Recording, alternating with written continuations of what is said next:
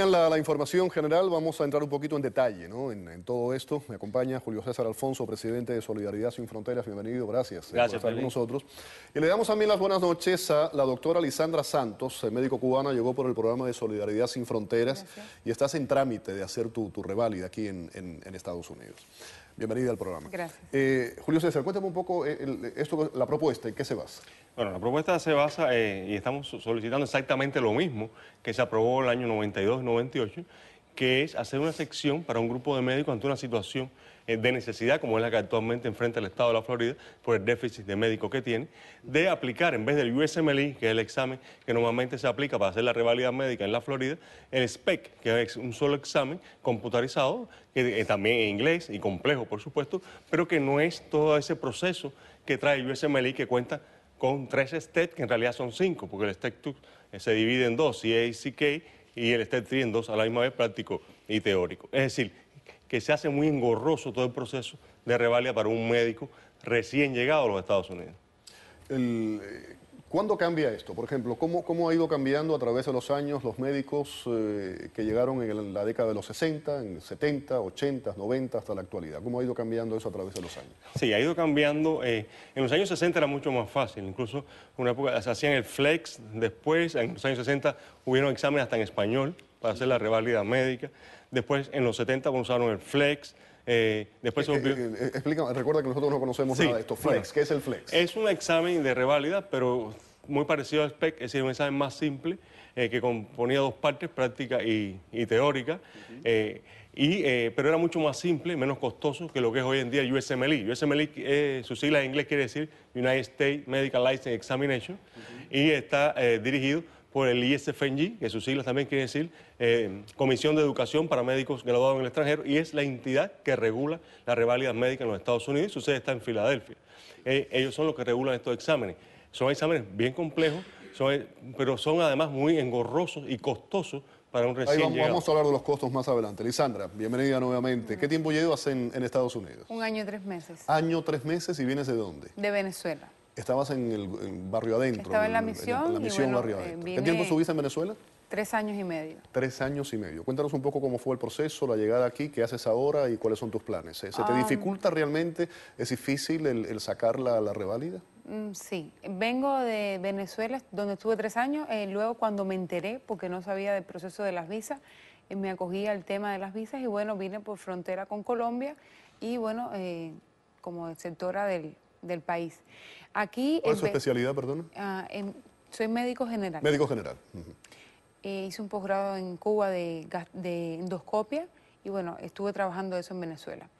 A mi llegada aquí me empecé muy pronto, gracias a Solidaridad Sin Fronteras, obtuve los títulos de Medical Assistant y bueno, como eso actualmente estoy trabajando como asistente médico. ¿Qué es lo más difícil para ti, por ejemplo, Cuba, Venezuela? ¿La materia en sí o el idioma? ¿Qué es lo más dificultoso? Son las dos cosas. Aquí te piden un grado de profundidad en el estudio que nosotros no lo tenemos, ni en Cuba ni en Venezuela. Un grado de especificidad, un grado de teoría que nosotros no lo tenemos. Y además el idioma.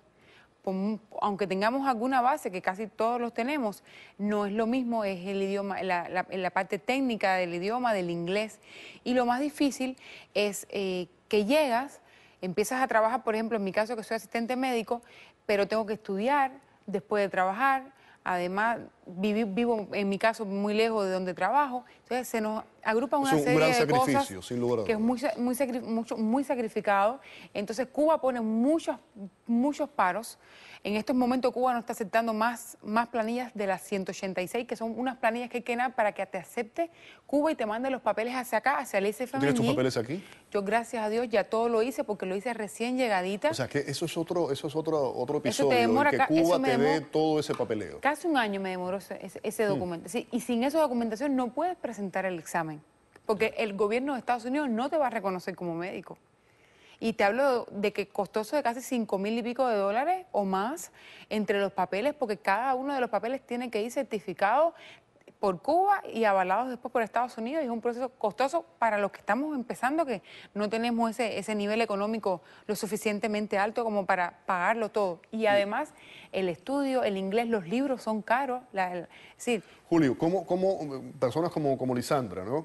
¿Cómo se les facilita con este plan que tienen ustedes? Y me hablabas antes de dinero, ¿cuánto le puede costar a un médico cubano o de otra nacionalidad, ¿no?, el sacar la reválida aquí en Estados Unidos? Sí, si hablamos de todo el proceso de reválida, desde el Step 1 hasta el Step 3 en la residencia, con los costos de viaje, de exámenes, de estudio, estaríamos hablando para un médico hacer todo este proceso, estaríamos entre los $45.000 a $60.000 en todo el proceso. $60.000 para sacar la reválida. Exacto, contando los programas de estudio, la literatura. ¿Y qué tiempo se supone? ¿En qué tiempo se hace eso? Lo más rápido, lo mínimo serían 3 o 4 años, lo más rápido, porque date cuenta que tiene que ser un proceso de residencia de 3 años.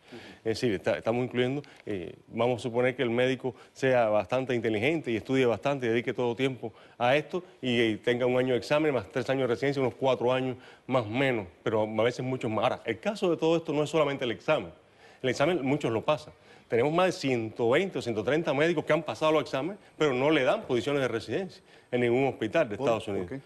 Porque hay un proceso en esto bien nebuloso de las decisiones de la residencia. E incluso hay racismo en este caso, y es un caso que está notorio, porque la mayor parte de las residencias se le dan a estudiantes egresados de colegios americanos, casi nunca a egresados del exterior. En Florida es casi imposible, para no decirlo así, conseguir una posición de residencia en la Florida.